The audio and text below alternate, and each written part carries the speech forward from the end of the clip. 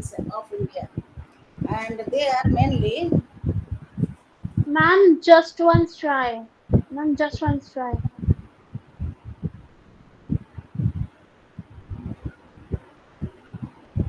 What happened? Ma'am, just once try. The poem name is Just Once Try. Oh, that I will do later. I will go serially. Okay, you had told me yesterday, no? I will come to that. Ma'am, But I have to give one historical background as per the series of the poets. Okay, I'll do okay, that. ma'am. Don't worry, but I'll do it.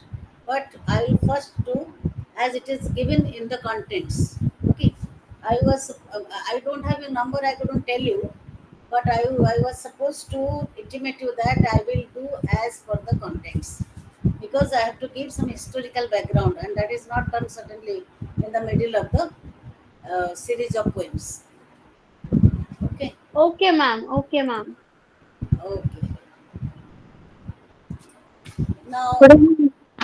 yes, Good evening, ma'am.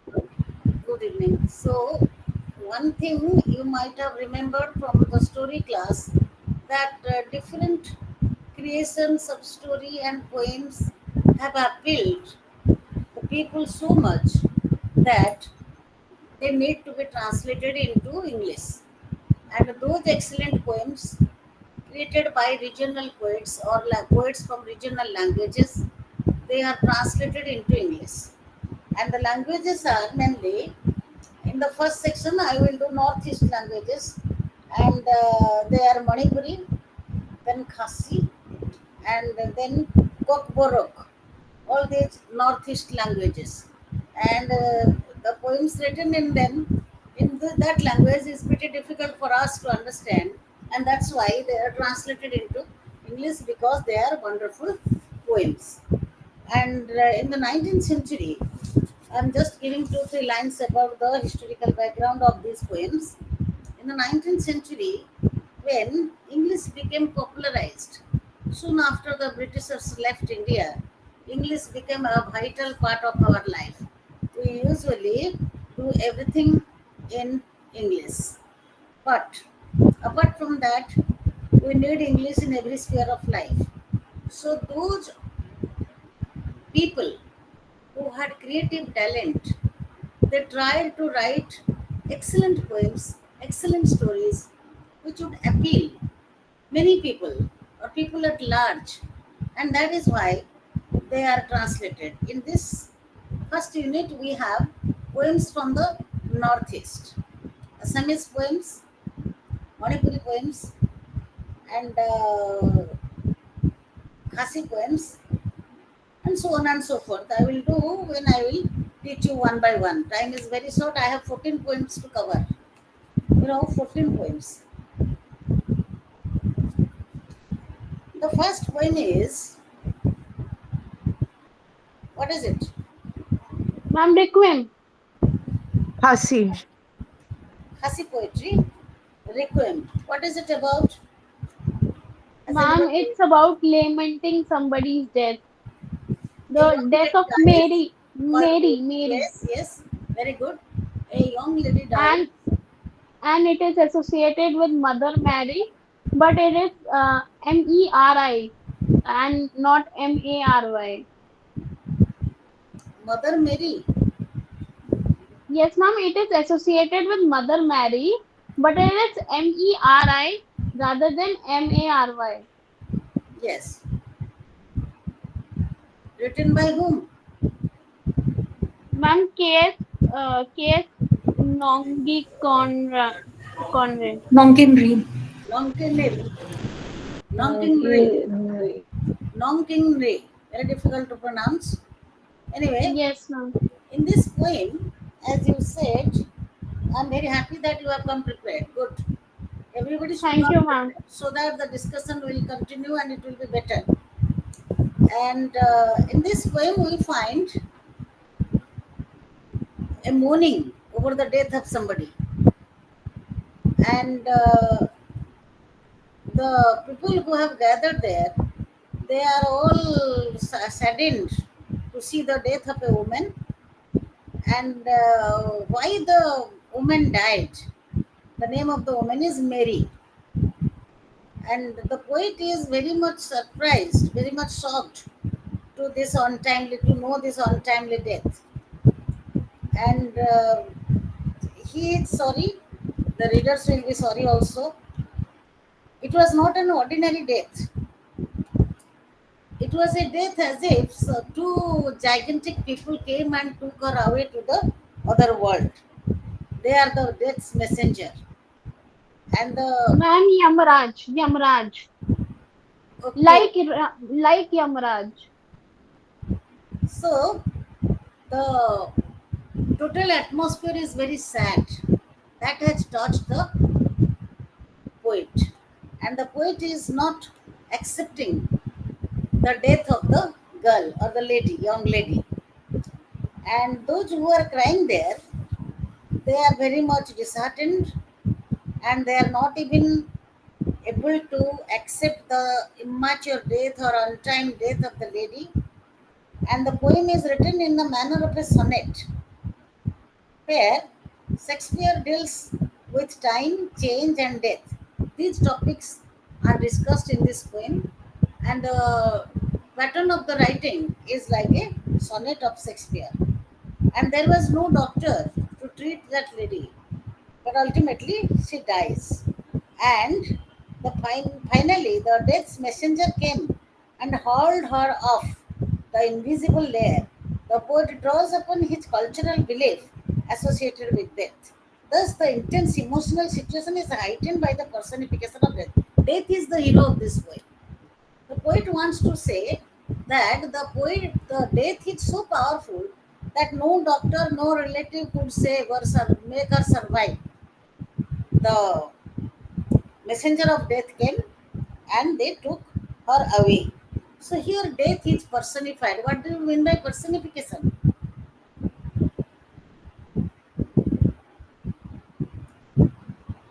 Personification means to make an abstract concept a noun or somebody, to make it a person. That is called personification.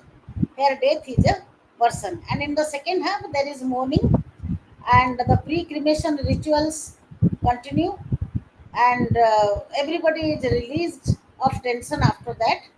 The poem is very descriptive and meditative, and the metaphor of death is continuously used.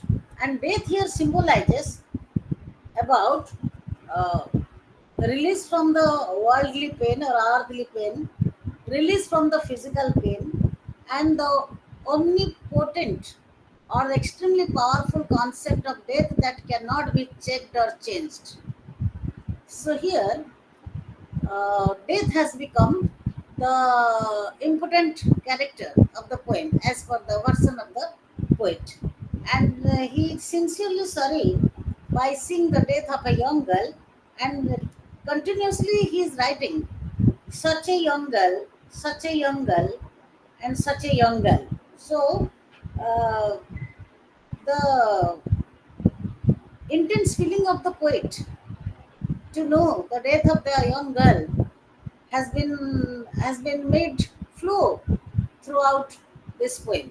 The poem is a lucid description of the heartfelt agony of the poet by seeing the death of a young girl.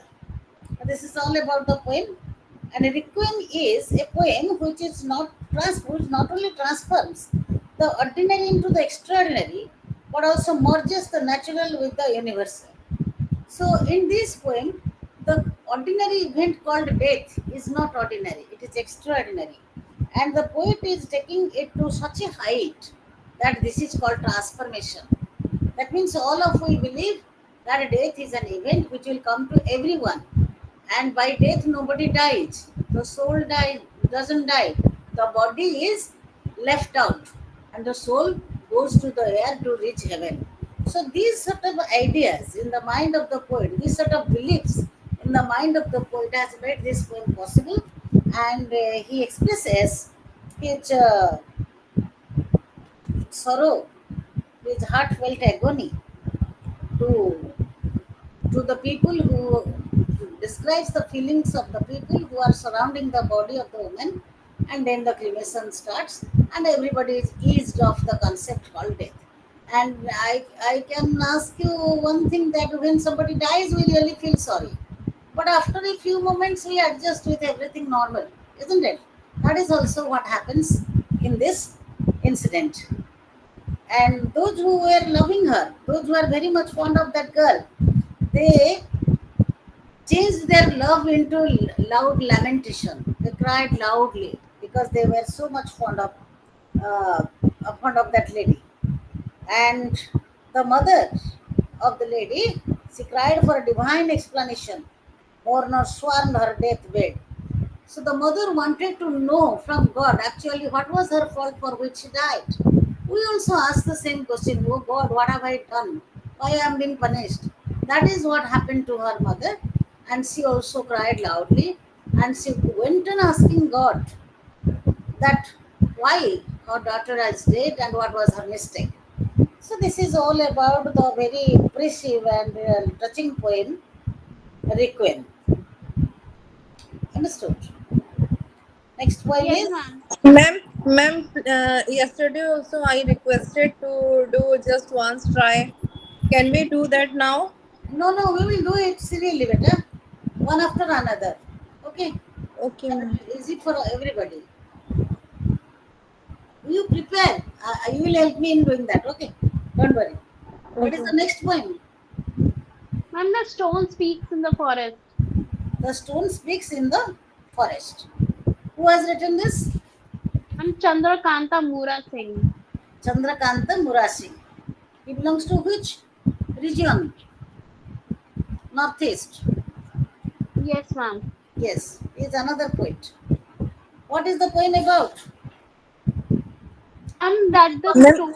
He is a prolific poet. He has written many poems, many books. And this is a small poem which he has written, The Stone Pigs, and that is also published in a compilation of poem, that is Bolong Bisingo.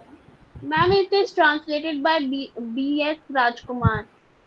Yes, it is translated by B.S. Rasmal. Very good, come prepared. So, the poem is about the stone speaks in the forest. Who has read it? Who is prepared? Ma'am, I am ma'am, prepared. Yes, tell me. Ma'am, firstly, this poem is about search. In first stanza, the deer comes searching for his mate, and in the second stanza, the king comes searching for his prey. In the third stanza, the lover with a broken heart comes with his lady to make a home in the Very good. forest, Yes. and in the fourth stanza, there is a villager known as Hachukrai comes, Yes. and Achukra. yeah, Hmm. and he go downstream in his little bamboo raft, and ma'am, the stone becomes says says that due to due to ma'am, he comes up with a bow and arrow to Yes. uh, to ma'am, the revolt. stone is the silent observer of all the characters. They came to the forest and whatever they are searching for. And by observing them, after that, the stone uh, uh, Please, held uncontrolled loudly, and yeah. loudly, loudly, please. I couldn't hear. The stone symbolizes or stands for? Ma'am, the stone comes with The silent bow and observer, arrow. ma'am. Yes. So the stone speaks means the stone is here a living object. Understood? Because the Animated stone and can speak. inanimate characters are there in the poem. Animate and inanimate characters are there in the poem. So this poem is basically describing the myth, the myth, ancient myth, in a complex manner, and it establishes the relationship between animate and inanimate things, between man and nature.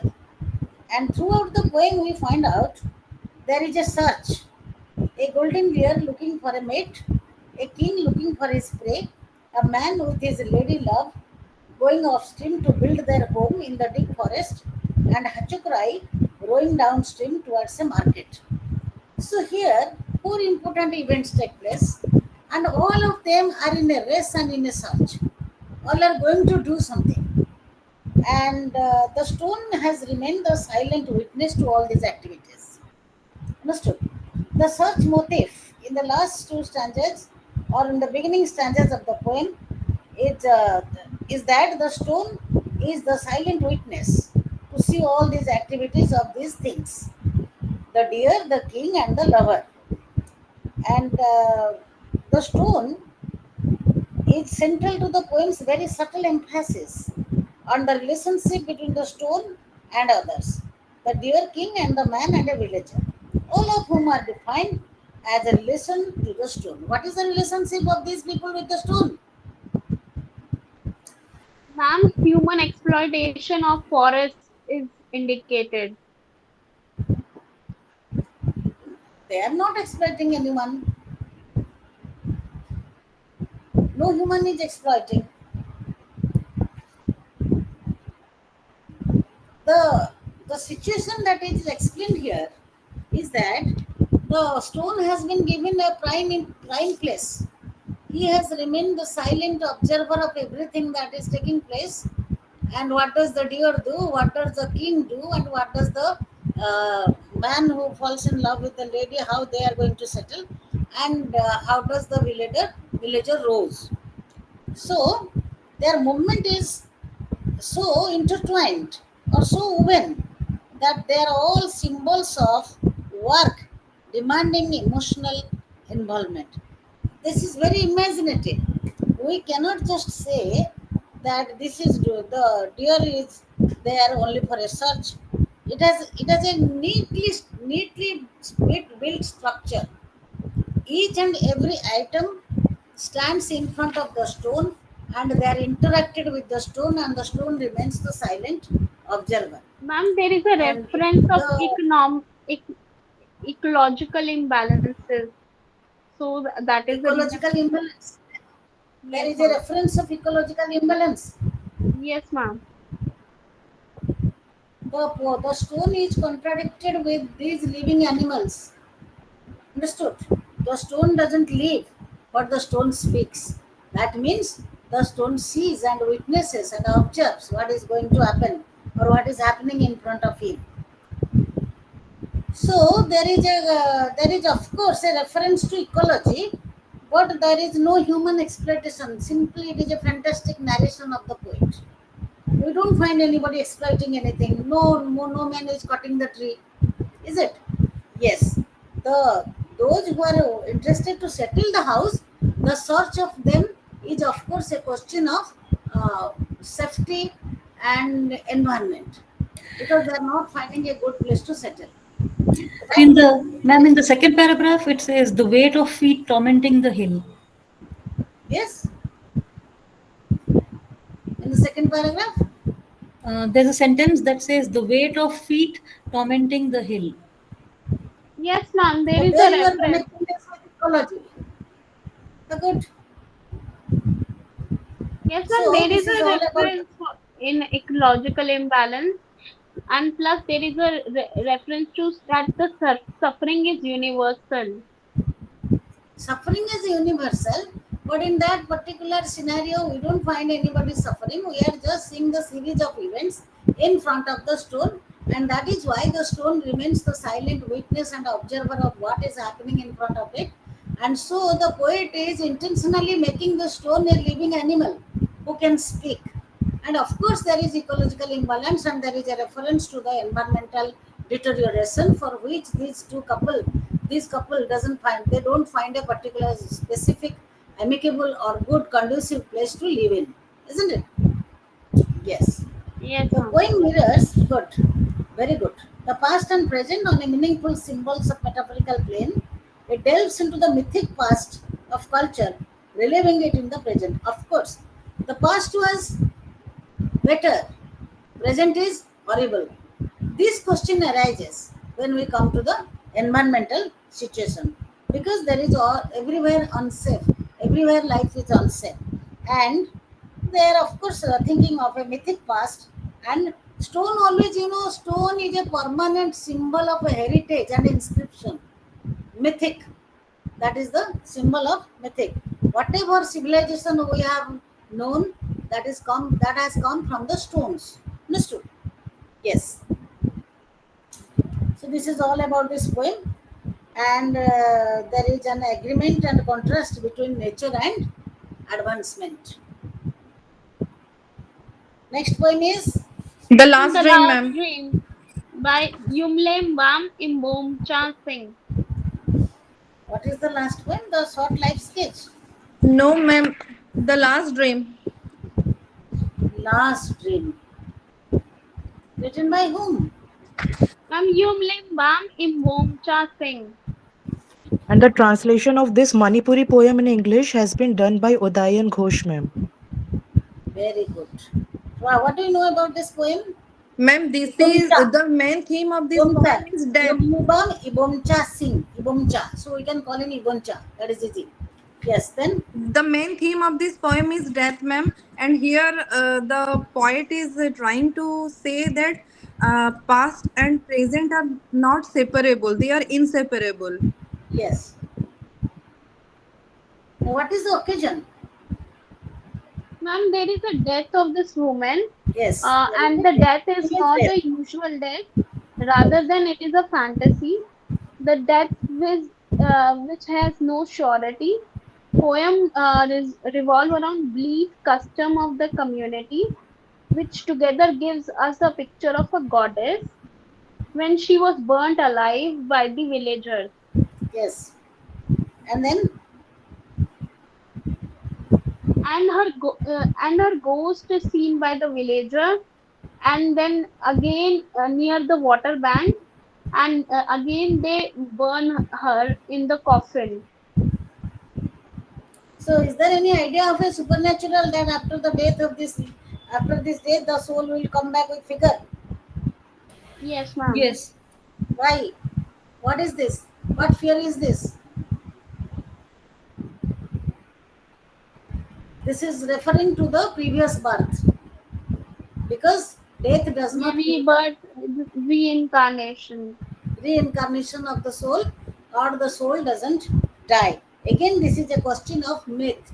Again, this is a question of blind belief or superstition, where we, Yes, after ma'am. the death also, even if we cremate the body, we are not 100% sure that they are burnt.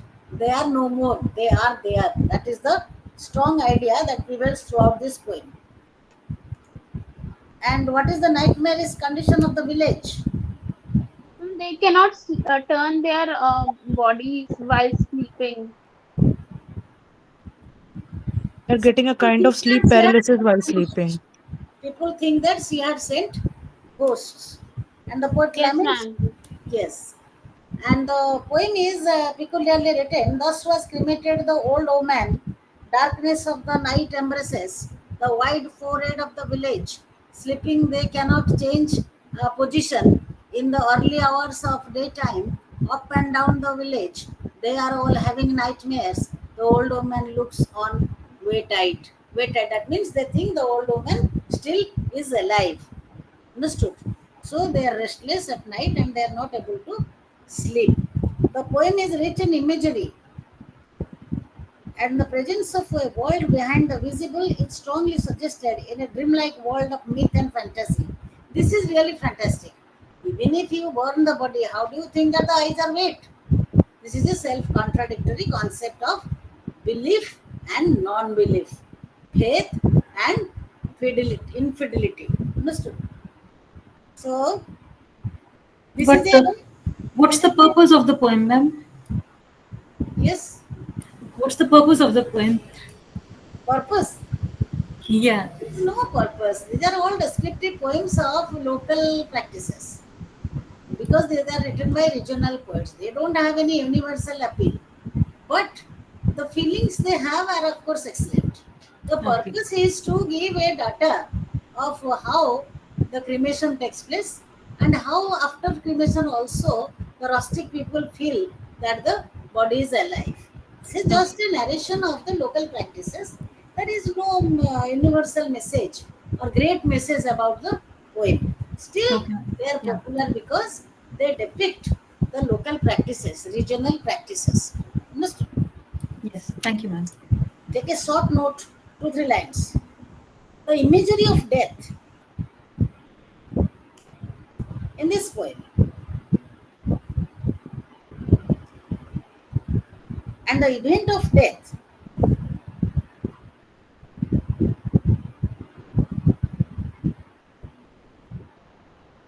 both of them speak about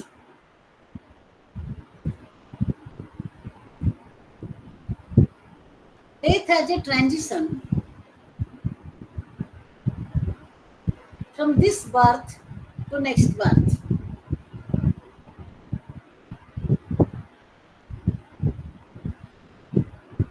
The terrified villagers,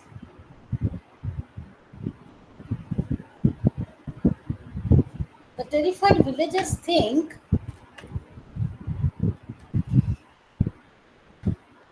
the terrified villagers think that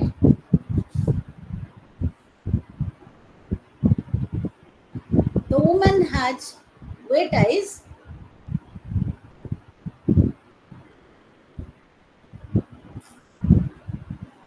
Women has eyes are wet, wet eyes, which indicates, which indicates that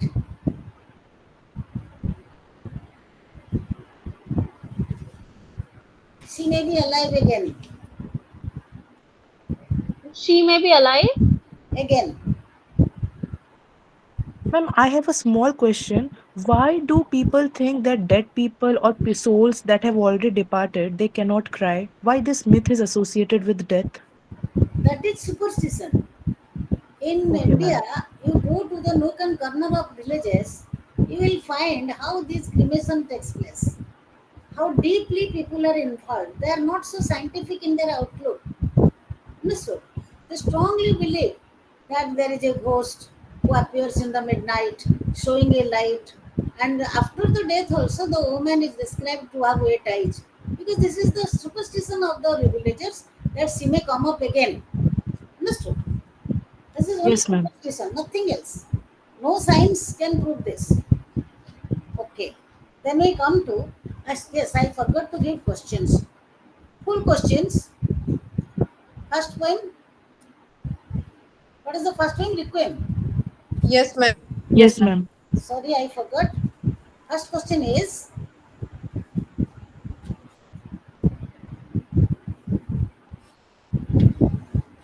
what do you know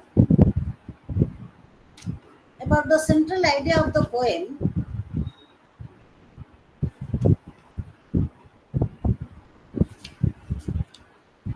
Requiem?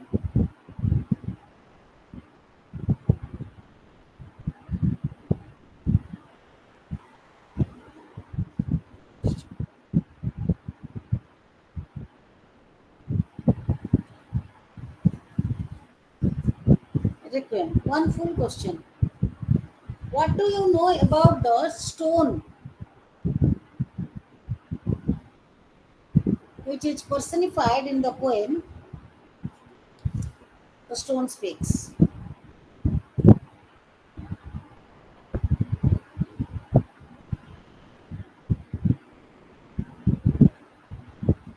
How it distinguishes between,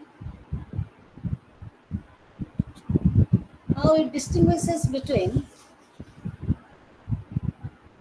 the truth, How it?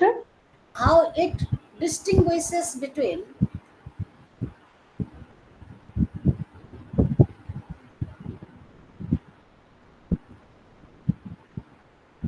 the truth and the fantastic concept of stone.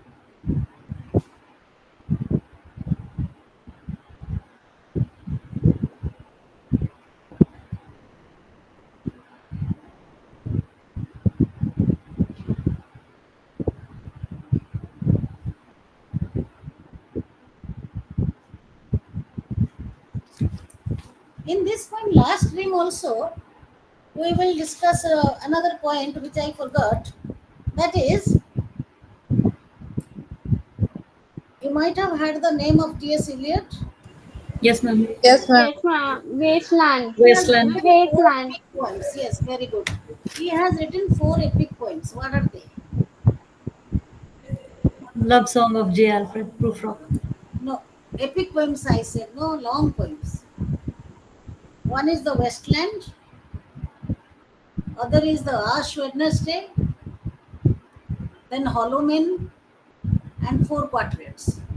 Apart from among these four, the Westland is widely read, and it is compared with many Indian writings. Like in the Westland, we find the Ganga, the river Ganges, the Ganga. Yes, ma'am. The reference of River Ganga is there in Yes, Wasteland. yes.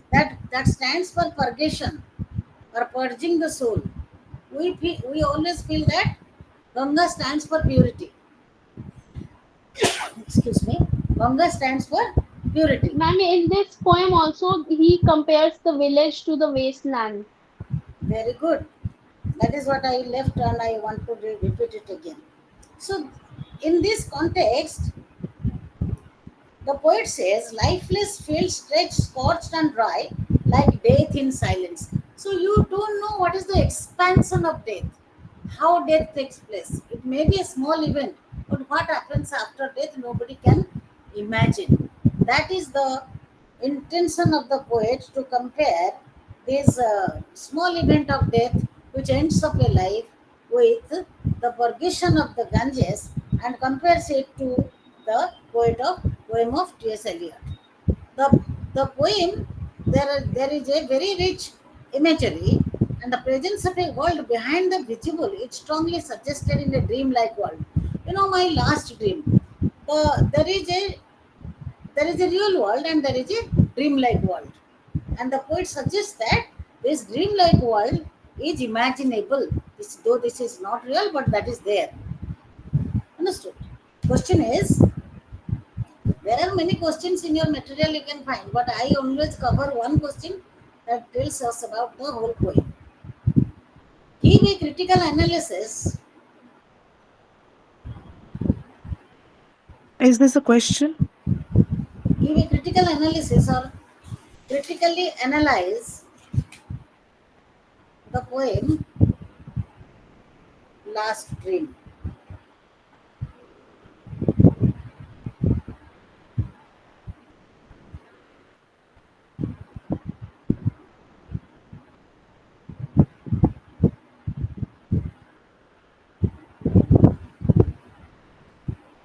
Then we have Punjabi poetry. Yes, ma'am. The Tree and the Sage by Harbhajan Singh. What is the poem? Ma'am, The Tree and the Sage by Harbhajan Singh. Harbhajan Singh. What else? And it was translated by J.S. Rahi and Rita Chaudhary. What else is there? Only one poem. Then there Uh, Ma'am, Raghuveer Sahai, The Stair. The Stair. Tuktaki, it Punjabi. is originally written in Hindi, Tuktaki, and then it Yes, is yes, translated in Hindi yes, as The Stair. yes. So, Punjabi in Punjab or in Punjabi literature, mainly in modern time, the poetry started in the year 1850. First 5 years are transitional years. Then many poets started writing, and Punjabi poems became very popular. And that was that time it's called the progressive poetry of Punjab. Every in every session, say in every month, every literary conference, there was a new type of poems published by Punjabi poets. So, in post-independence time, Punjabi poetry came to maximum height, and large number of poems were written. And in the era of Nehruism and the influence of Soviet socialism also, poems became very popular. And Mohan Singh wrote Kach Sach, which is its revolutionary movement in China, and then they talked about imperialism and capitalism.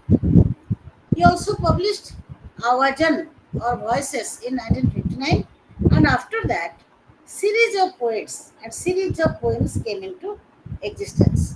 So there is a time, there is a type of poetry which is called experimentalist Punjabi poetry, where the societal values of capitalists or metropolitan society was discussed. Many poems focused on that. And you know the type of language they use, the is used with every word, and their poems also written in that way. So what is our poem? And Tree and the Sage. Before I touch that poem, I want to give the style, about some style of the feminist poetry of Punjabi poets. Ma'am, Manjit Amrita Tiwana. Pritam. Manjit Tiwana. There was a feminine poet called Manjit Tiwana and Prabhujot Kaur, and I am referring to one poem where they are describing the husband or pati. A husband is a hungry wolf who shields you from all other wolves but himself. Fixing you between his jaws, he boasts, "See how safe you are, I don't devour you." A husband is a hungry wolf who shields you from all other wolves but himself. A machine he fits in all your spare parts, weeding out every hair on the body of your existence. Questions, who the hell are you? So, if we refer to this poem as the backdrop or the idea of feminism, that was very much popular among the lady poets of Punjab. But apart from that, there are many great poets in Punjabi literature, and we will come to the. There is a poem called Blue Horse. Actually, I don't have time, but I would have read the Blue Horse poem. If you give me 2 minutes, I'll do it. Uh, Yes, ma'am. Please continue. Blue Yes, ma'am. Horse. The poem Blue Horse is written. Just listen to me. Blue Horse. Blue horse dances underneath, ocean of wisdom in sight. Came the Guru to Punjabi Academy, blue horse dances underneath, ocean of wisdom in sight. Came the Guru. Blue horse dances underneath, ocean of wisdom inside came. Blue horse dances the underneath, ocean of wisdom inside. Blue horse dance underneath, ocean of wisdom. Blue horse dance underneath, ocean of. Gradually, they are cutting the lines of the poem up to last, and the last is Blue Horse. That is the title of the poem. A single line is being gradually disconnected from one word from the end, and the ultimate line is the Blue Horse. This is how the style of or the pattern of Punjabi poetry was. And then in 1920, Harbhajan Singh was born and he started writing. He had done MA in English in 1951, and also he was a lecturer in Hindi, and he started his research on the subject, the study of Hindi poetry written in Gurmukhi script, and got PhD degree from Delhi University in 1968. Why he was quite highly educated. In 1976, he visited Canada and USA in 1981, USSR to participate in the conferences in literature. 1974, he got Sahitya Academy Fellowship in 1995, Punjab University Fellowship, 1996, Guru Nanak Dev University Fellowship, and many other honors from different institutions. His writings, he write a very short note on Harbhajan, very short. The poetic style of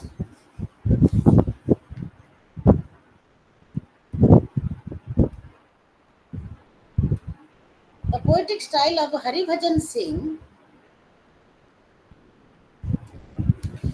was romantic progressive poetry, but that was on a declining trend. I'm romantic.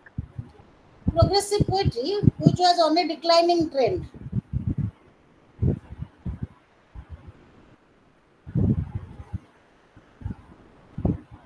Politically and for other reasons, experimentalist poets,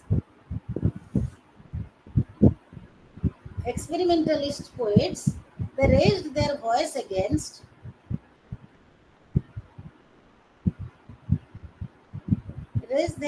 against the style of romantic progressive poems.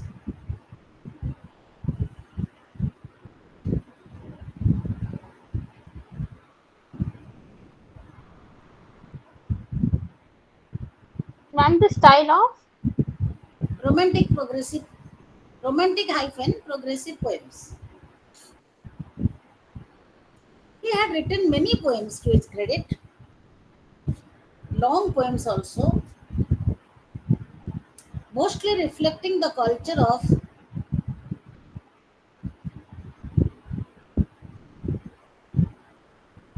Punjabi or culture of Punjab or Punjabi society.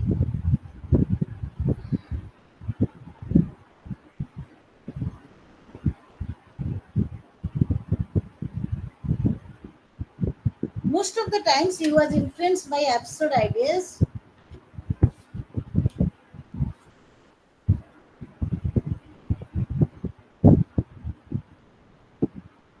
he is absurd ideas. He was influenced by absurd ideas which he embodied in his poems.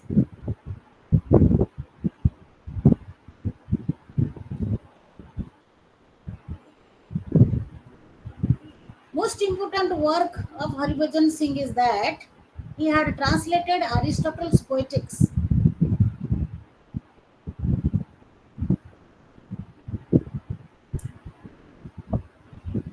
Sophocles' King Oedipus,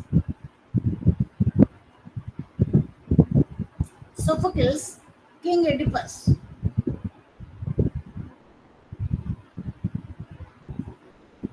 and also he had attempted to translate Rig Veda,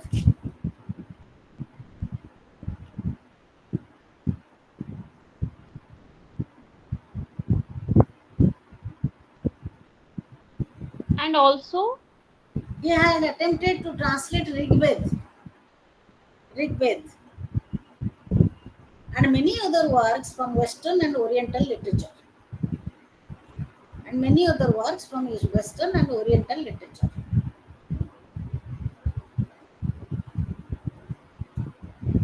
His famous poem Rukh Te Risi, many other poems. no, his famous poem Rukh Te Risi, it's translated or has been translated into English and Hindi,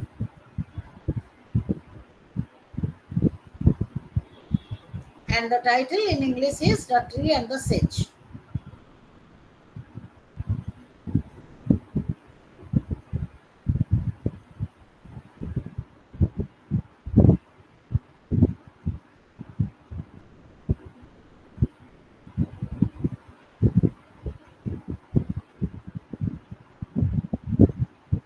The title is The Tree and the Sage.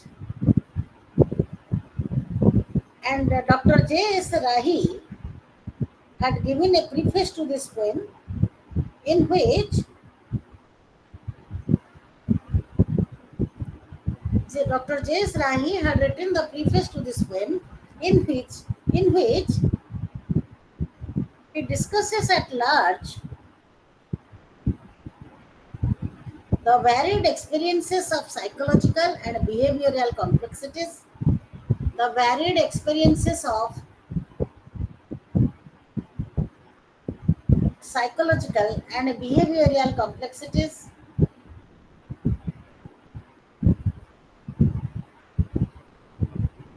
the rhythm and intensity of meaning, Psychological and behavioral complexities, the rhythm and intensity of meaning,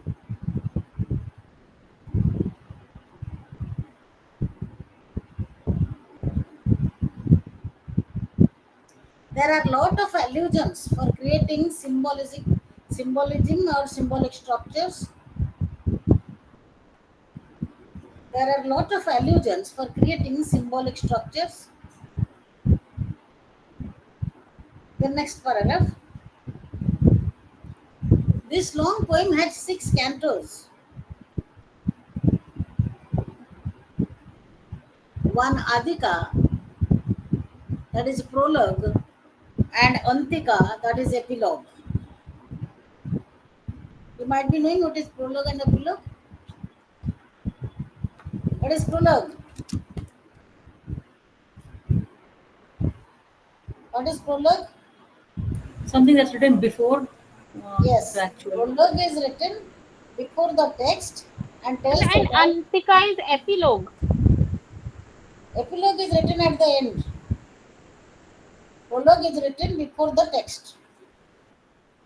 Antika is epilogue. Adhika is prologue. And the opening lines of the poem create the stylistic atmosphere and the desire which has it created thematic motifs of this poem. It's a big poem. We cannot do the poem, but however, we can criticize or analyze them. The main theme, those who have the poem in original can read at home. The first thing he means to say is, I am a tree walking. What is it? The tree is speaking. In the last poem, the stone was speaking. Here, the tree is speaking. What does the The tree speak? personification or the identification with the tree. Personification, or the tree is speaking for the poet. Understood? There is a sharp contrast, don't write, between the ideology of having the tree and how the trees are being cut and why the tree is speaking. All these things, they speak a lot of idea of the poet. He narrates all his experiences through the voice of the tree. People have enjoyed the shade, and but still people have stoned him also. Whom? The tree. Some lovers have carved their names into the frames.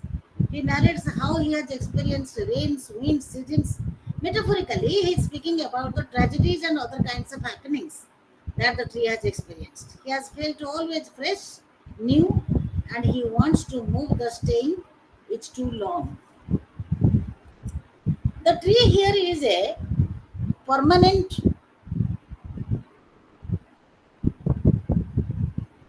symbol of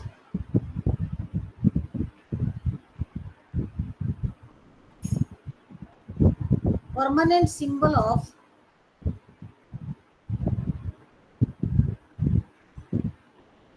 never ending activities which it witnesses.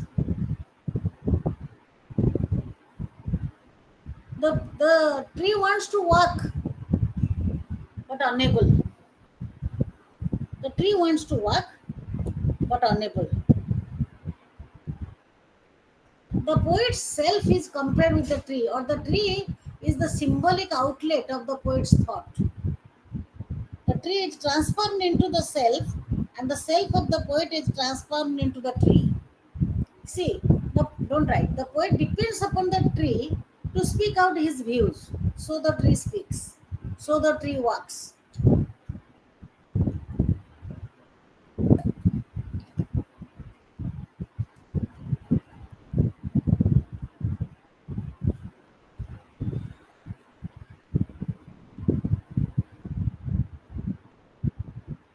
The tree stands as, in this poem also he refers to Buddha, and it is only under the tree Lord Buddha could attain his enlightenment. So he makes the tree a symbol of a lot of things. And see, he also says that this tree is the witness of all good doings, good deeds, and misdoings or wrongdoings of the people. People sit under its shade and throw stones to it. That can happen only with human beings. But the tree excuses them. But the tree is bored by standing at one place. So he wants to walk. Imagine how fantastic the idea is. How the poet is instilling life into the body of the tree. Understood? And he says, he, the poet is the poet is comparing himself with the soul of the tree. The philosophy behind this, the philosophy behind this is that, please note down, very big poem. The philosophy behind is that the poet transfers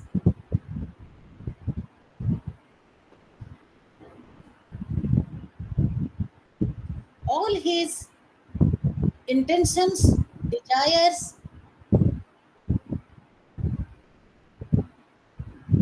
the poet transfers all his intentions, desires, realizations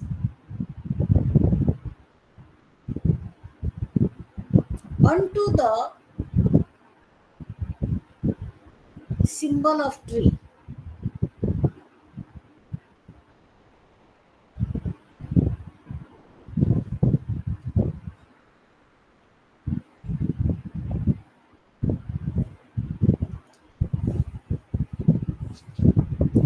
Sometimes the poet sees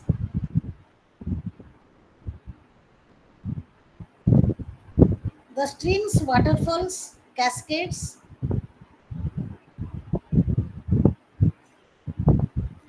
the streams, waterfalls. When the Yes. poet sees, Sometimes the poet sees or has the vision of streams, waterfalls, cascades, and deep wells.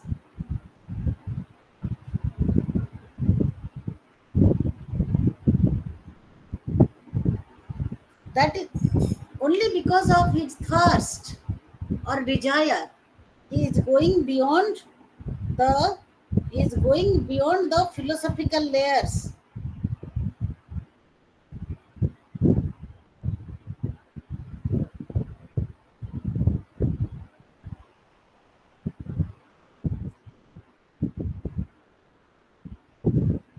There is a thing of aesthetic expansion by which he enjoys the beauty of nature. when there is a Aesthetic expansion, aesthetic,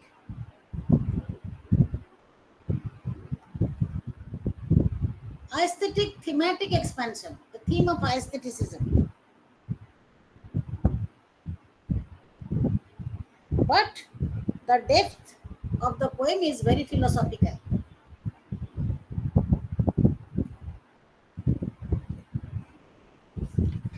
But the depth of the poem is very philosophical.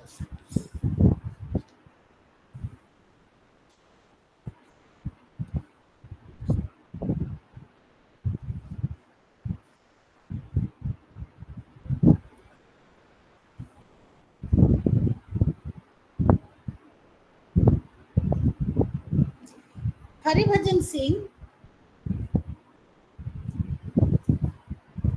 had an arbitrary style of writing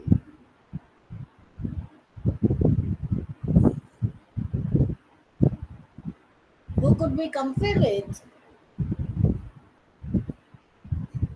many postmodernist poets.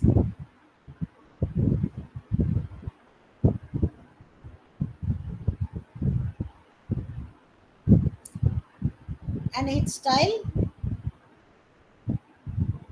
has always reflected his potential in writing poems.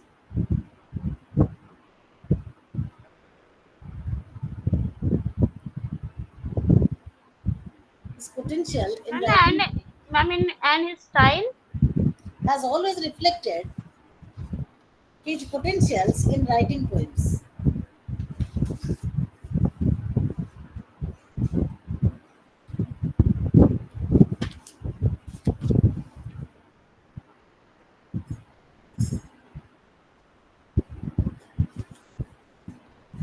Then we come to Raghuveer Sahai. Write down a question for Harivajan's poem. What role does the tree play?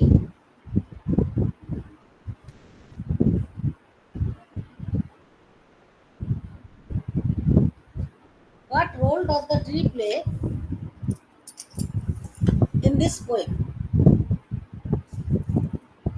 Ma'am, please repeat the question.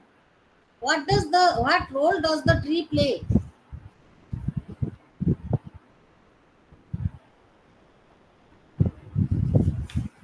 What role does the tree play in this poem? Yes, who is the next poet? Ma'am, ma'am, in this question, we will answer, while writing the answer, we will also discuss about the poet, as here the tree is himself the poet. So, What role does the tree play in this poem? You yeah, can ma'am. justify it. Yes, my question you will answer paragraph wise. How you are connecting the tree with the poet? Yeah, How ma'am. you are connecting the tree with history? And Okay, how ma'am. the tree is a symbol of permanent tolerance and no reaction. But the poet, the one line I read out, though I'm not able to read it again because I'm coming to the next one right now. At one point of time, the poet says that I am a tree. I want to walk. I'm walking. Can the tree walk? No, ma'am. Yes, So, ma'am. It can walk through its root, ma'am. no, no. You think of a tree. Do you think that the tree can walk like human beings? No, No, ma'am. ma'am. No, no, ma'am. But the tree is saying that I want to walk because I'm bored by It's standing the at one poet's side. desires, It is with the desires and yes, wishes. yes. Now you came to the point.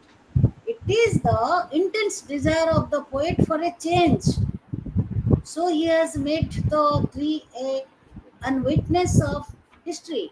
Whatever is happening in front of him, the tree is bored, so the tree wants to change.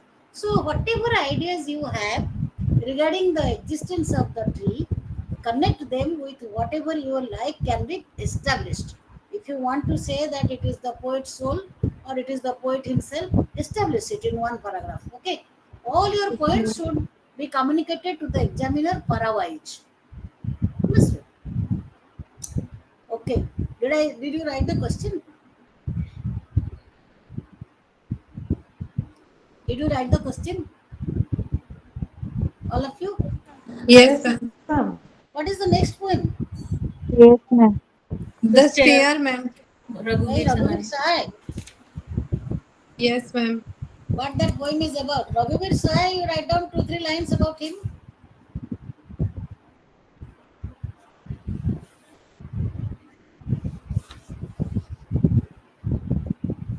Raghuveer Sahai. Five volumes of poetry he had published. And most of the poems are, they reflect the newness of life, change, social changes.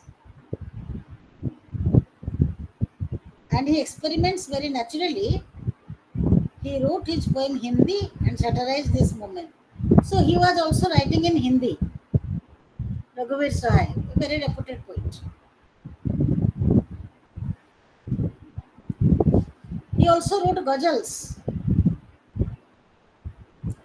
He had written many poems. They are romantic, intellectual, and realistic in a different idiom. His ghazals and lyrics were also included in the selection of his poems. He was born on 9th December 1929 at Lucknow, and he published his first poem in 1947 and in 48. Huh? Sayankal, the first poem was published Pratik. So he was also assistant editor in the Delhi Navajivan from 1949 to 51. You know, though he also had done MA in English, became interested in drama and theatre, acted in plays, and he became assistant editor of Pratik. So he's a versatile genius. He had done a lot of literary works. He was an artist on stage. He was a compiler of journals, and also he was a poet, and he was working in All India Radio, which is a very good platform for expressing your potential or talent in art and literature. He joined National School of Drama in 1958. So this is Raghuvir Sahai. Okay. What is our poem? The Stair. Who has read this poem? Let me know.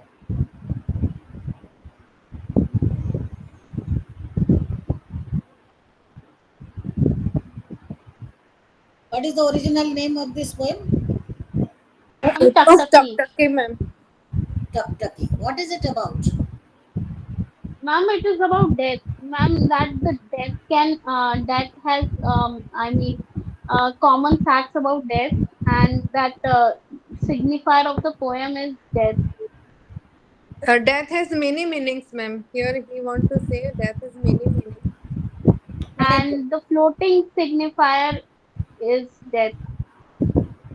And in the What does he want to say about death? Now we are reading today. We are reading almost all poems which are dealing with death. Very ma'am, negative. that death is multi-semantic layers, and that does not make equal to two persons. Even after death, the two person are not equal, and even before death, they are not equal. Acha. What else? Ma'am, he talks about the cry after the death of some person. There is a cry. He refers to the Kathopanishads. Kathopanishads, where there is Yes, a ma'am. yes, there is a Nachiketa, description. Nachiketa, Nachiketa, yes, yes. Where is there? and There is a description about death. yes, ma'am. They philosophize death, but Ah, Raghuveer Sahai does not philosophize the death. he philosophizes death. What is the idea of Raghuvir Sahai regarding death? Ma'am, he says that the literate people are guiding the half dead illiterate person, and there is Why a the cry cry. is important? Yes, ma'am. Why the cry is important? Ma'am, after death, everybody cries, right, for the dead After death, person. everybody cries. Have you heard anybody crying after death? Who is crying after death? Those who are present, not the person who dies. Yes, ma'am. That is what I meant. What is the importance of cry here? Who can tell Man, me? to show the sorrow and like they are very sad to show the emotions. It comes automatically. Sorrow comes Ma'am, automatically. here cry is the pain. Is the pain Yeah. of losing somebody. Yes, ma'am. Death is always associated with tragedy, and the poem criticizes or satirizes why there is a cry, because he means to say that death does not come in the same manner to all. Death literally means, I am also fed up with this word. Death literally means a change, a transformation, a torture, and of course, a very sad moment of life, isn't it? We lose our life. Yes, ma'am. But he Yes, ma'am. says the body is battered and soiled. So the fascination towards life is stopped there. And to know death much before life is, of course, a question of frustration, isn't it? The speaking subject is misinterpreted, but that tragedy is happening. Here, the poet is also satirizing the theory of translation. We cannot translate poetry or the poetry, that's a separate thing. He says the soul is liberated by death and there should be no cry, but people cry. So, in this poem, he criticizes the crying of people. That is important. And those who are illiterate, They give more importance to rituals. Understood? This is a simple situation. The dead man is only staring at their bald heads. The stare is like a dead or silent machine gun which cannot fire. What is it about? Ma'am, the literate people are guiding the illiterate person. That is The about. after the death, people become bald. That answer, isn't it? So Yes, he ma'am. says the dead person he sees these figures of the bald heads. The stare is like a the stare is like a dead or silent machine gun which cannot fire. The symbol of machine gun satirizes the situation of that dead society. Here, stare is a connectivity. What is the use of a stare? We look constantly. We look. That is staring. Understood? And here the poet says the stare here is like a dead or silent machine gun which cannot fire. That means the look of the dead man when he sees the bald persons around him is, of course, a very tragic moment which has no value, and that is done by illiterate people, unconscious about the crisis. The dead conscious about the crisis, but the living heads are bald, ignorant, and dead. The irony and satiric language makes the poem powerful and ideological. The poet has not spoken in direct rhetoric language, he has created symbolic language, and this symbolic language has made this poem more powerful and ideological. The ideology behind this poem is what?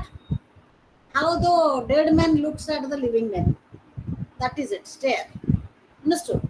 And he is trying to explain that nothing to worry about death. And those who are foolish, they cry, and they are illiterate, they cry, and the cry should be satirized. He satirizes the cry. Understood? Yes, ma'am. In Indian literature, Raghuveer Sahai had tried to revolutionize and tried to instill modernity into the traditional concepts of life. For that only he uses this stare. Then question. Justify the title of stare. Can I take a break for 5 minutes?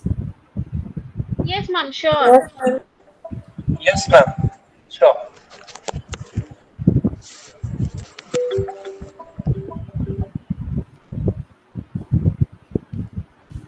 Don't leave, huh? Stay.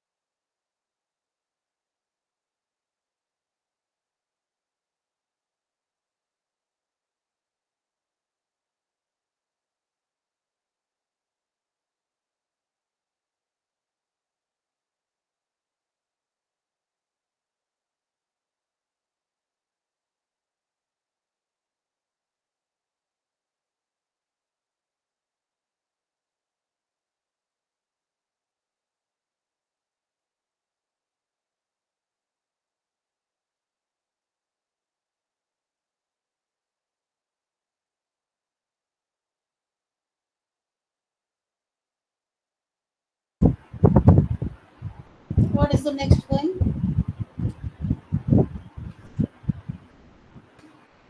What is the next poem? The moon. Moon. Who is the poet? Dinanath. Dinanath Nadim.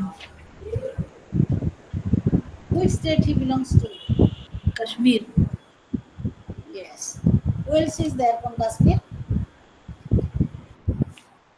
From Jammu. Who else is there? Padma Sachdeva. Ma'am, Padma Sasdevaya, ma'am. But she writes in Dogri, Yes, ma'am. colloquial language. Dinanath, Ma'am, right? Dogri is a native language. Yeah.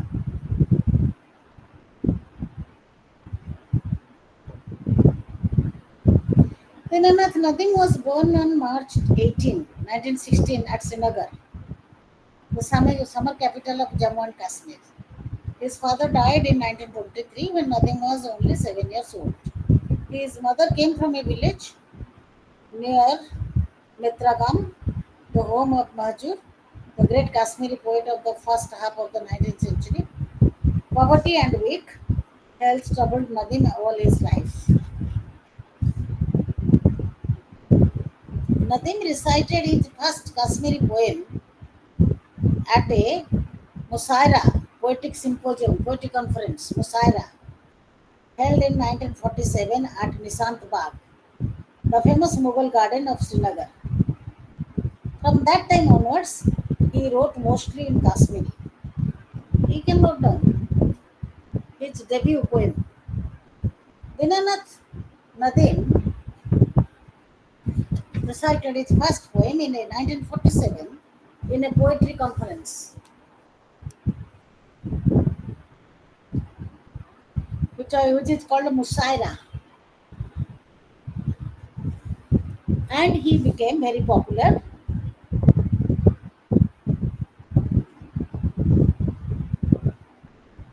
This was held in the Mughal garden of Srinagar.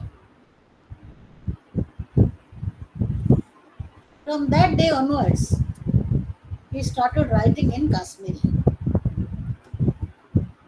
From that day onwards, he started writing in Kashmiri. Nadim's poetic art, he was a master of language. He had excellent vocabulary and he rejected the words of poetic convention. He rejected epithets and imagery. He gave a new life to the Kashmir poetry. So he made a drastic change in the style of writing poetry. He gave a new life to the Kashmiri poetry, transformed the speech of everyday life into a new poem, poetic language, and gave it a strength it had not known before. So, as every poet, how do you distinguish between prose and poetry? Ma'am, poetry is little lyrical. Lyrical, prose, Prose is ordinary writings. prosaic, dry. Poem is pleasant, prose is dry. Why? Because there is simile, metaphor, images, ornamental languages, beautiful descriptions, all this. But Dinanath Nadim tried to revolutionize this style of poem, and he wanted to make poems of everyday life, and the language became very simple. And in the words of G.K. Santosh, the internationally renowned painter poet Nadim became beyond doubt the foremost of modern poet with an unusual mastery of language. So note down one quotation. Critic like G.R. Santosh comments that Dinanath Nadim became, inverted comma begins,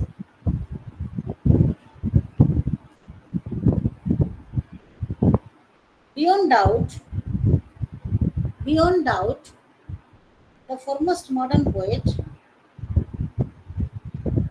the foremost modern poet with an unusual mastery of language. Mastery of language, comma, using each word with a telling effect. Using each word with a telling effect.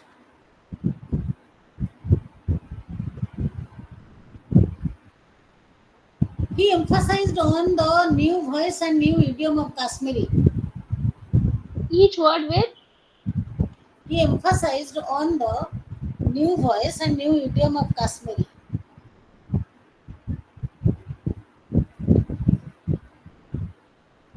which he tried to give. he emphasized new work. He emphasized on the new idiom and new voice. New idiom and new voice, which he tried to give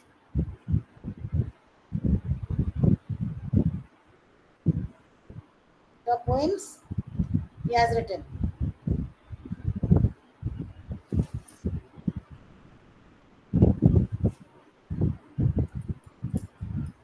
And the earlier paragraph, when you said the language using each word with, Telling effect. Each word tells, not television, tells. That means each words indicate the meaning itself. Okay, each word tells. With telling effect.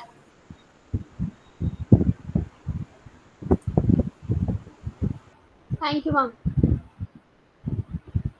Now we come to the poem. Who has read Moon? There are many poems. No time. So I'll directly come to the poem. Who has read Moon? Yes, ma'am. Tell me what you know. Sir, here the moon is a metaphor used, or it symbolizes according to the need of the person. If he is a young, if the person is hungry, then he or she will see it as a chapati or pancake to satiate her hunger. And for a lover, uh, we know always we take moon as a romantic image, in a romantic image. But here the poet is trying to describe it as the person, according to the person's need, what the moon symbolizes to his or her. What does the moon symbolize? Here it symbolizes the roti or pancake to the hunger, ma'am. Then for a yeah, for the heel, sorry, ma'am. Yes. Now listen to me. This poem is written in the form of a sonnet, following Shakespeare's sonnet. And sonnet is a small poem of 14 lines, you know. In this small poem, he wants to say two important things. One is how the mindset of the people changes when they look at the moon. Previously, moon was a romantic symbol. It was always the boy compares the face of his beloved with a moon. Understood? In metaphysical poems, dawn compares the face of the beloved with moon. And as the moon is round, and it is always associated with beauty, beautiful face. But this poem tells something new about moon. What is it? He says the full moon, generally treated as a highly romantic subject associated with young lovers and their youthful emotions. But nothing jolts our sensibility by the very first line, where the moon, for its round sake, is surprisingly compared to a pancake or chapati. The reason for this odd simile or comparison is the stark fact of how the moon would appear to a poor hungry man. The succeeding metaphors spring from this very realistic analogy. So, what he means to say that if somebody is poor, he won't get any chance to compare his beloved's face with moon because he is starving. So, the moon will look like a roti. or chapati or pancake which he wants to take as food to survive. So the moon has lost its romantic value. This is the most important thing that takes place in this poem. The moon looks dull as a worn out cloak of woolen material woven at Pampur and near Srinagar and a red chilies. So he says this moon has no value for poor people. Write down. The imagery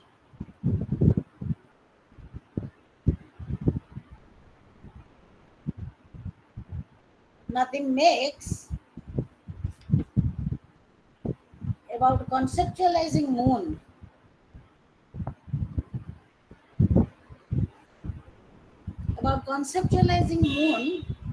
as a symbol of romanticism.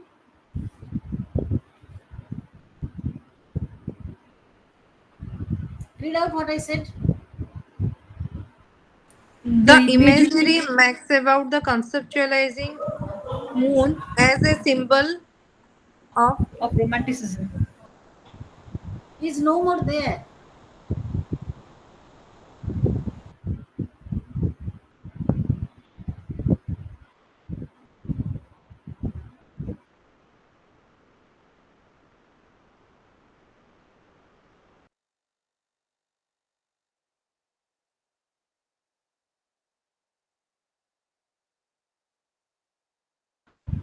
The moon is pale as a false silver coin that a contractor pays to an ignorant woman laborer, thereby cheating her,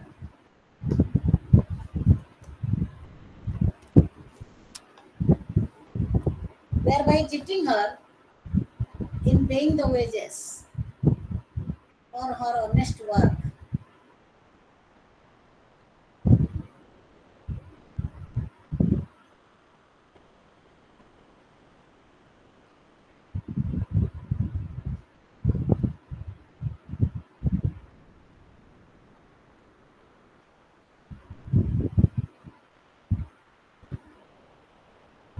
The moon here stands as the source of food. The moon here stands as the source of food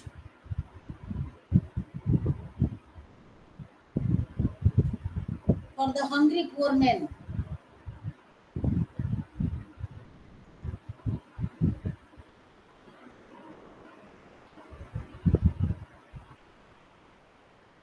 He refers to the activity of contractor. He refers to the activity of the contractor who exploits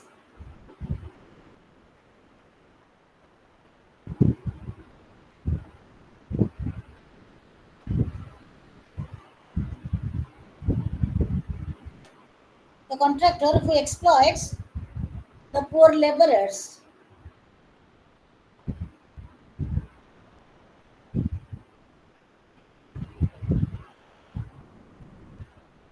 and they don't have any idea of they don't have any idea of enjoying the beauty of moon. Rather, they consider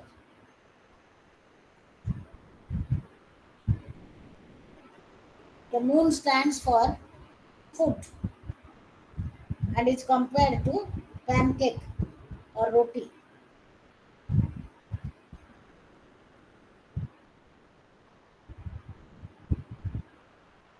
The poor people look at the moon hungrily, not with romance. The ideology behind this poem is Marxist, or the Marxist ideology has made the poet, has driven the mind, poet's mind from romance to reality.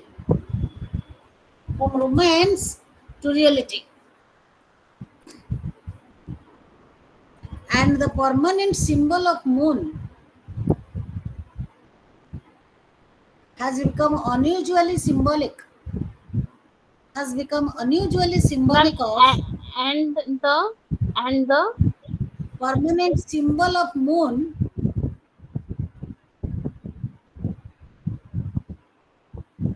which stands for romance, has become unusually symbolic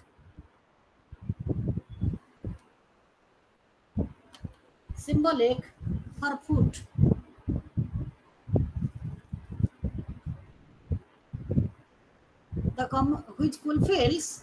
Which fulfills the common man's hunger,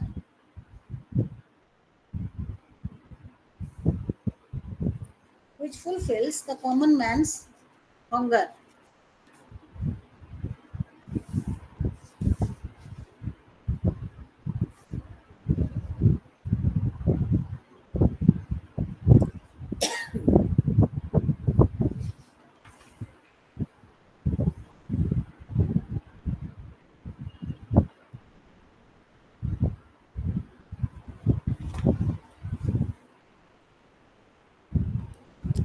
So this much. What is the next one? and the moment of courage by Padma What is it Sachdeva. about? What is Ma'am, it it is about? a ma'am, it is about that there is a well in near the village, in the right side of the village, and a calf falls down in the well. Even though the calf's dead body is taken out of the well, still the people do not draw water from it, and the poetess in the night comes and takes a bath from the well and drinks the water from the well, and she wants a moment of courage when in the daylight she can come to the well and courageously draw water from it and drink that water from the well.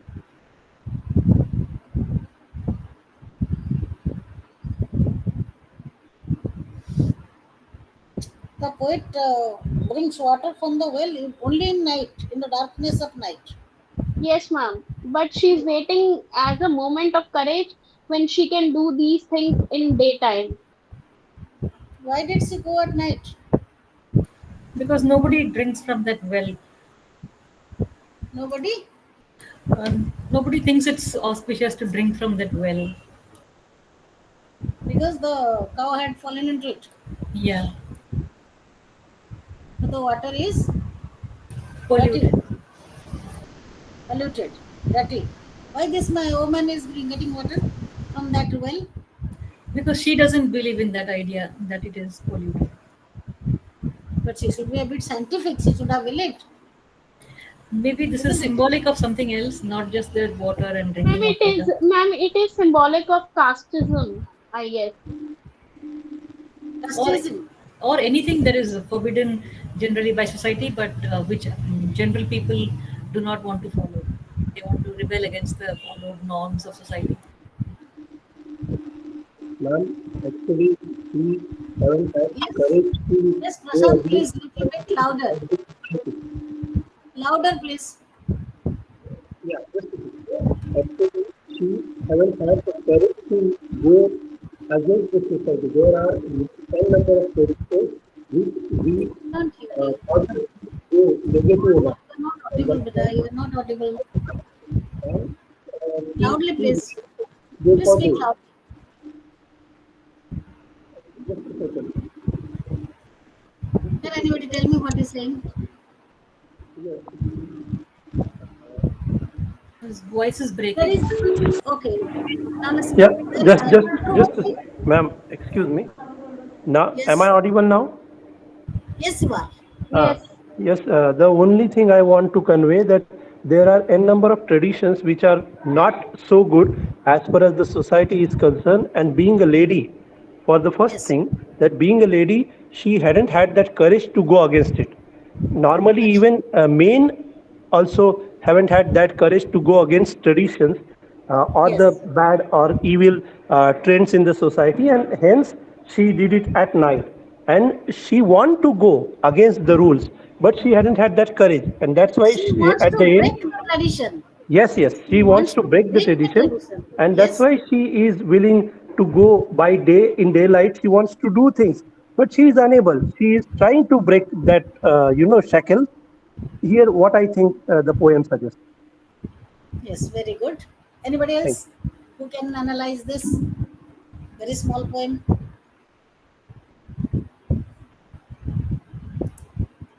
The lady who is bringing the water from the well is breaking not only the tradition, she is challenging the superstitions of the society.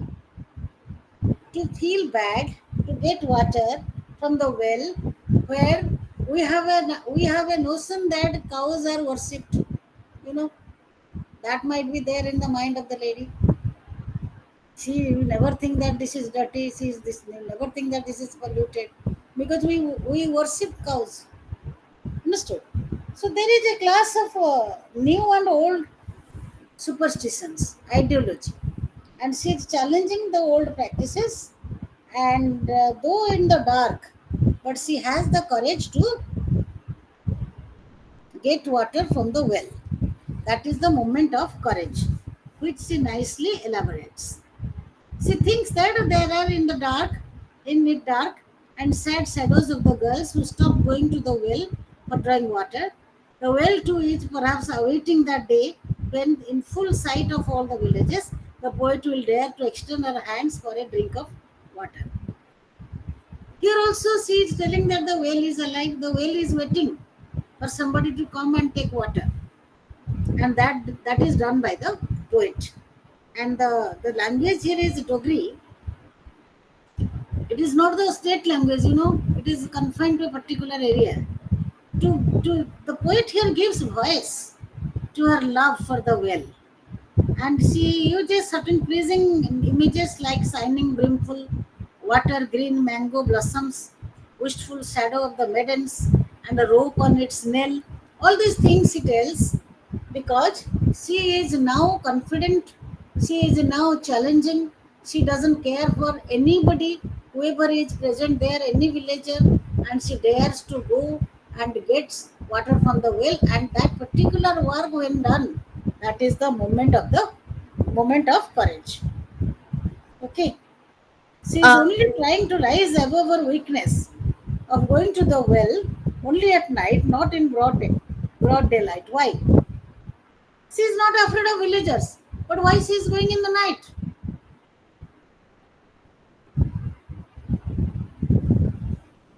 Why?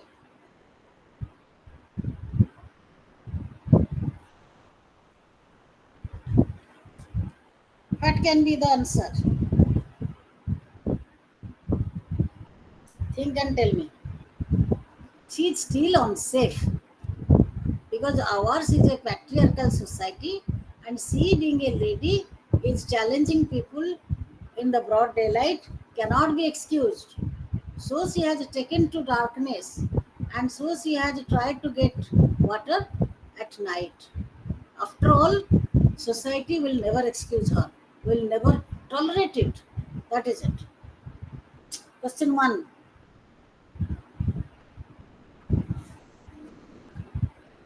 Question 1. What do you think about the moon as described by the poet?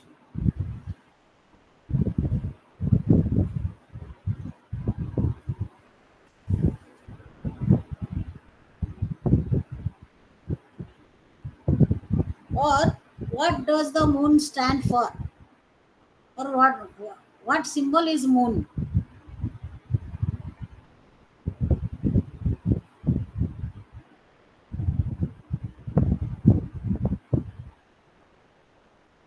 What is the message of the poem? A moment of courage.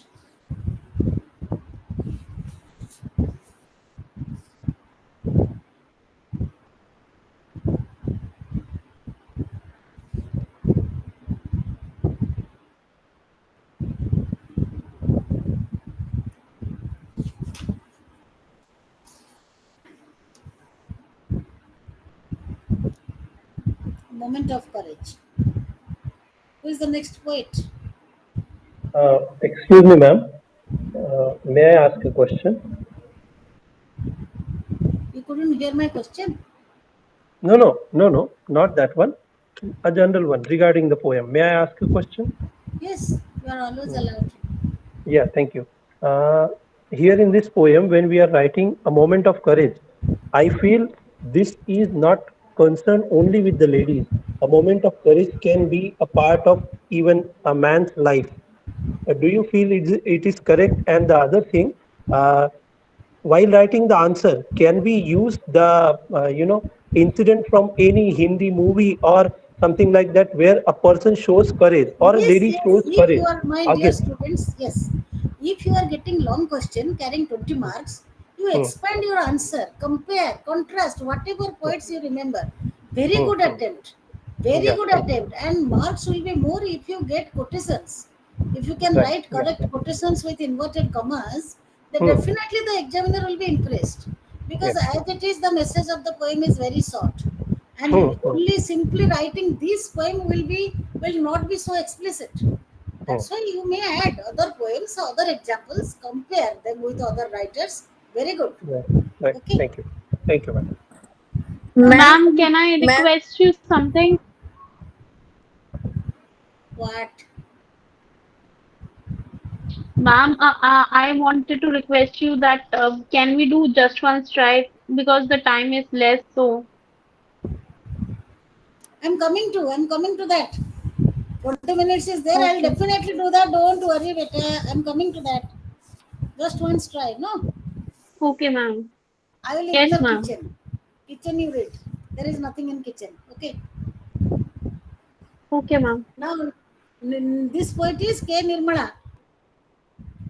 Which Mother poet? serious. Mother serious. mother serious. Mother serious. She belongs to which language? Telugu. Telugu. What is happening in this poem? Ma'am, the mother is in deathbed and she can hear everybody's voices. This poem is an interior monologue of mother, and the Very good. son wake ma'am, Very the good. son wakes him up by she drinks a gulp of water, and she Yes. says that she's fine now. Everybody surrounding her says that she has changed her mind in the deathbed, but she say later on she says she has no wish to die. Yes. But she has accepted death. You know, have you read that lines? No need Yes, to ma'am. move to open my eyes. Yes, No ma'am. need to move to open my eyes. My ears, like twin boats, carry the weight of your words. Look at the language. Because she's ready Yes, to ma'am. die. She's ready to die. She's suffering. She's ailing. Nothing can change the next moment. Understood?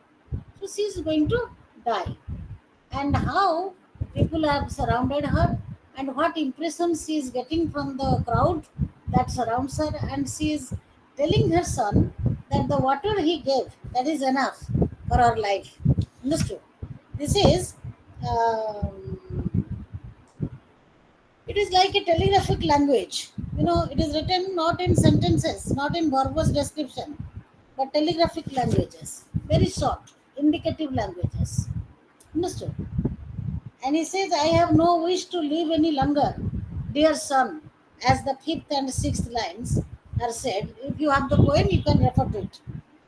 Then comes another jab. In order to test his mother's consciousness level, the son asks her to identify the people standing around her. This offends the mother, and she points out that while she is sinking and her son has given her a brain teaser, a problem to solve. So she is almost dying. At that time, we don't ask also ailing people, do you know her? What is his name?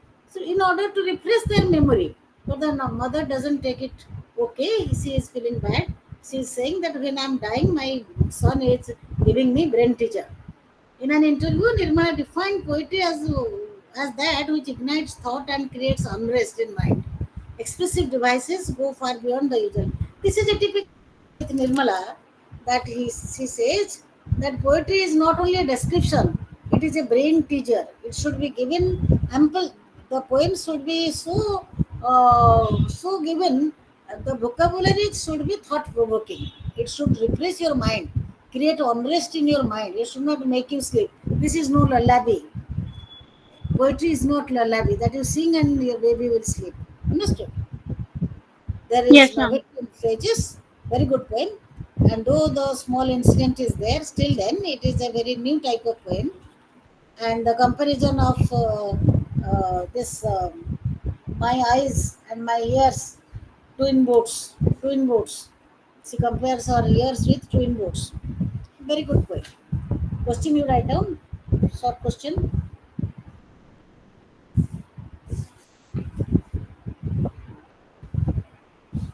Describe Mother Serious in your own words. Where is that poem? Once try. Where is it? Ma'am, just once try. Just once try. Which unit? Unit 5. Right. Yes, ma'am. Before that, I come to Sri Radha. Okay. Sri Radha of Ramakant Rath, Odia poetry. And all of you might be knowing that he writes in English and also in Odia. And he also translates into Odia and English. And he is one of the most modern poet, but highly romantic. His poems always speak about the real life, and there is a sense of elopement or escape from reality in its poems. Okay, then we come, and the poem is Sri Radhe or Sri Radha. What is it? Sri Radha. That is describing the total episode of Radha and Krishna in which there is a love changing of both. Understood? And also, um, he also says about new ideas of W.B. Yeats and T.S. Eliot in this poem, and Western modernism is found in this poem. He also refers to myth. And in this poem, there are numerous references to river Kadam, to the Jamuna river. This short note you write down. In this poem, Sri Radha,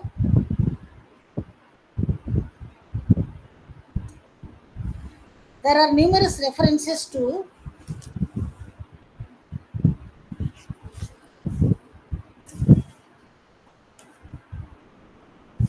Jamuna river, Kadamba tree, and the poet is written in 7 sections. Jamuna river, Kadamba tree, the cows, cattle, cowherds, and the figure of Krishna.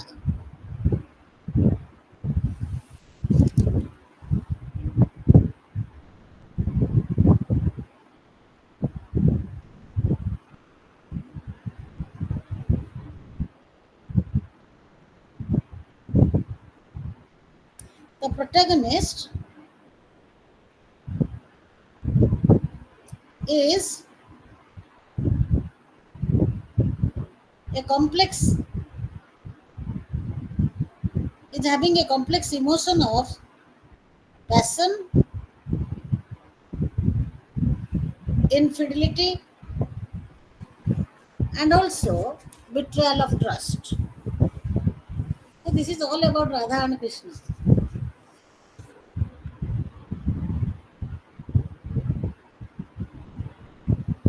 And we can read Gita Govinda to know what is the theme of Sri Radha. Very long poem of 7 sections. And the question is, what are the mythological influences we find?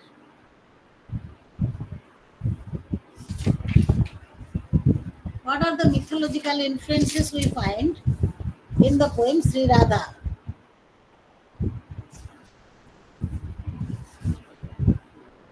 Where is just once?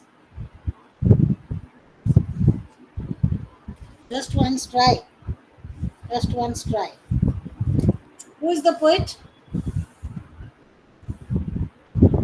Ma'am, Shakti Shakti Chaturvedi. Chattopadhyay. Yes. What is the Ma'am, poem about? page number 116. No, no, I don't have a book. Hmm. Tell me what is the Poem about. Ma'am, I was unable to understand it, so that is the reason. That's why we want it. I need the text actually. The theme of the poem is love. Combines the experience of love and lovelessness, nature and Yes, civilization. yes, ma'am. Acha. So who is requesting somebody to try to love? Once try to love. This is a Bengali poem, originally written, named as Akbar Tumi. Akbar Tumi. Just once try. Called Porer Kotha Moter Bari, the blanket of border. In this volume, this poem was there, and this is all about love. Understood? And this is very, the poem is written in a free verse, and the theme of the poem is Reverse. the theme of the poem is to request somebody to try to love. Who is that?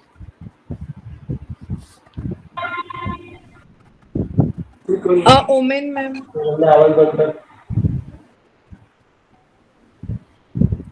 If there will be love, this world will be transformed.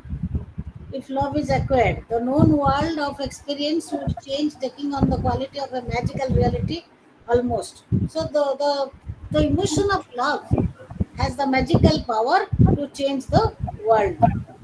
And the stones that lost themselves within the sinuous spaces and consequent. So here is a picturization of love. You need to love somebody. So the title is very wonderful, and there is a conventional metrical pattern. Why you couldn't understand? I don't really understand what made you so obscure about the poem. What happened? Nothing. Simple one. Have you read it? Ma'am, I Do read you it, have the but I text? did not understand it completely. Acha, I can explain it later. Now I don't have the text. I don't think there will be time. Still then, this is not so difficult.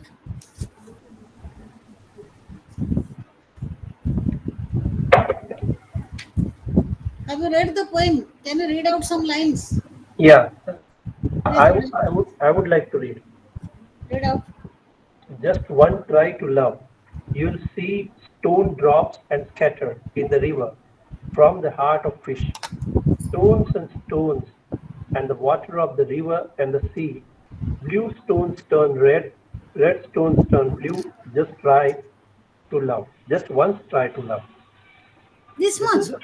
yeah, no, no, it is too long. It's good to have some stones in your heart. The cry is then echoed back. Since all roads are slippery, the stones may be spread on them one after another, like the naked use of poetry or waves or the image of the goddess of Kumro, Kumrotuli with all her sparkings, brocade and tinsel. I can reach and see the distant doors of the pale star of autumn. It's good to have some stones in your heart. There is no letterbox.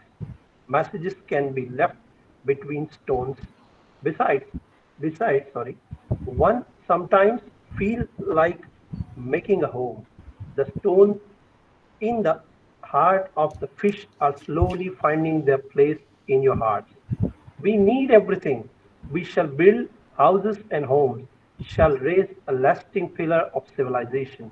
When the silvery fish is gone scattering stones in water, just one try to love. Very But good. yeah, thank you. This poem is over. Yeah, ma'am, it's all. This is all about how the world can change through love, not through violence. This is a greater message. Not love for the love of the boy and girl, but it is only the love. It is only the love which is a very pious feeling, and how it changes everything in this world. This is the message. Can Of- anybody say? I Yes, will. ma'am. Yes. Yes, yes, come, come. Yes, Ma'am, here the poet want to say that love has the power to soften every hardest of hearts also. of course. This is glorification of love.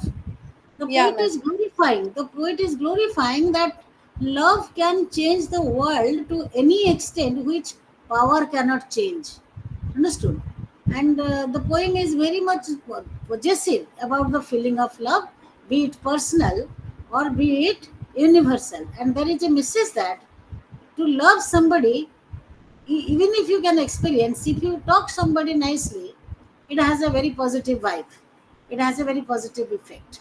So he wants to make this concept of love to be an instrument of changing the world, so everything will change. So please discard your maltreatment, discard your misbehavior, discard your ill feeling, and try to love.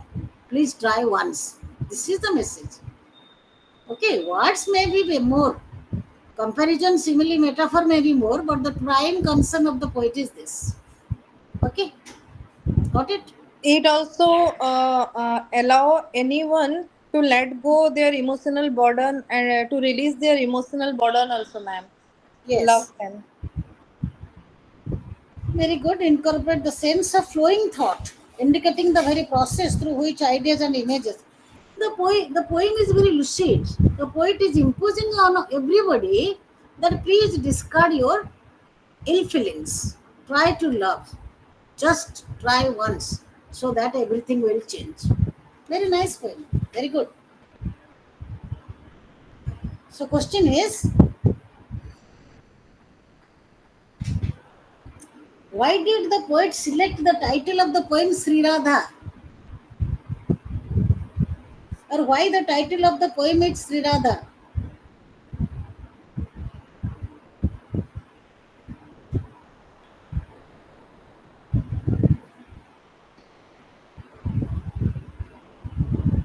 Discuss the significance of images related to spirit and matter in the poem Just Once Try. In the poem Just Once Try. Ma'am, related to Related to Spirit and in the matter. no, related to spirit and matter, yes. In the poem Just Once Try. Another question, or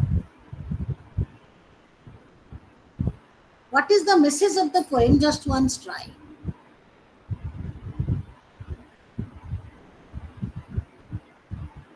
What is the message of the poem Just Once Try?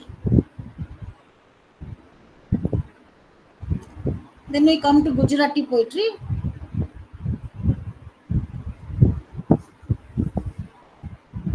Ma'am, the second question which you have, What is the which you message of the answered. poem? Ma'am, in this, like, the discuss the significance of images related to spirit and matter. In this That's it. answer, we have Or question or more covering. Justify the title or significance of the title, just message of the poem, just once try. It covers more. Okay. Then we come to Gujarati poetry. Ma'am, what will we write in in that question? Discuss the and the significance of answer. him. What will be the Message. answer of this question? Message you will glorify how love can change everything. You refer to the images and metaphors that the No, poet has no, given. So, ma'am, spirit images and and matter is, spirit I guess, and how the matter, spirit ma'am. and matter is related with it. Note. What are you saying, Sivani? Ma'am, I'm saying that the second question, the significance of images related to spirit and matter. Spirit and matter is how it is related to the poem Just Once Try. Like, we are having the concept of only to try to love once at That a is time. about subject matter and the mindset of the poet. Spirit is here the mind of the poet, and how the love is powerful, that he is saying. Okay. Then we come to Gujarati poet. Excuse me, ma'am. I know very little time for every poem, 7 8 minutes. Very difficult to explain. Still, I'm trying my best to make you convinced. I hope you are, isn't it? Excuse me, ma'am. Please don't ask any question. Let me complete better. Ma'am, actually, Are I you wanted coming? to say that we have left two poems in between Unit 4. Yeah, yeah, that kitchen. Time Yes, is ma'am. off. Kitchen is very Okay. easy. Only brushing, washing, all these are there. So you can read it out. Very easy. I read that poem. It's not worth. We. I don't think time will be wasted on it because we have difficult poets now. 5 minutes left. Okay, ma'am. Okay. Orpheus. What is Orpheus? You read it. If you don't find any answer, you can call me. Okay, Uh, ma'am. Thank he's you. a character in Greek mythology. Yes. What is Orpheus? A charming young man, sir, from Greek epic. What is Orpheus? Ma'am, he's Apollo's son. He's god Apollo's son, Orpheus, in You the refer Greek to Greek matter. mythology. And who is Eurydice? His And His his wife. love, ma'am. lover. Yes. What is the subject matter?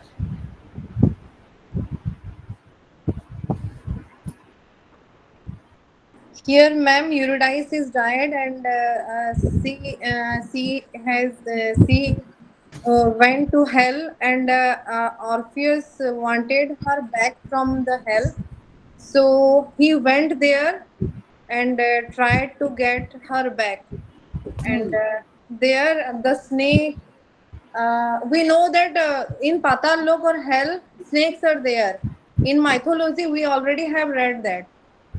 Yes. Ma'am, We have according to also compared. Indian mythology, there is also Indian mythology in the poem where there is Orpheus is there.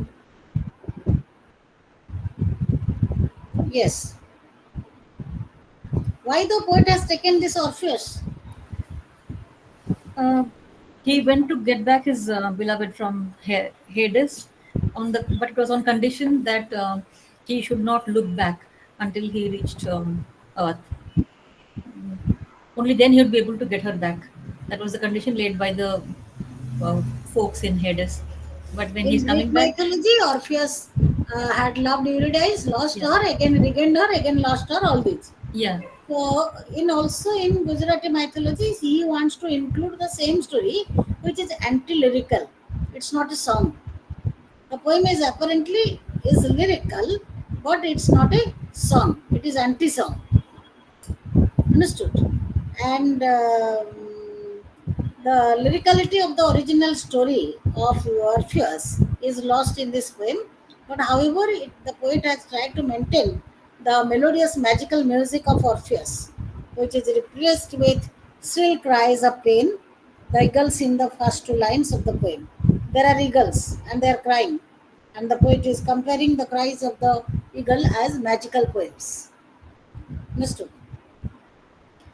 Text you have the original poem. Yes, ma'am. Please read it. Please read it. And another thing that the poet wants to say or is dealing with in the last two stanzas, he narrates the gods of Hades, the underworld, gives Orphic eagles a boon and condition. They granted the boon. These are all Greek stories, all fantastic stories of Greek civilization, Greek mythology. Understood? So the poet has taken some affinity towards Greek mythology and has written this poem. Okay, purely mythological.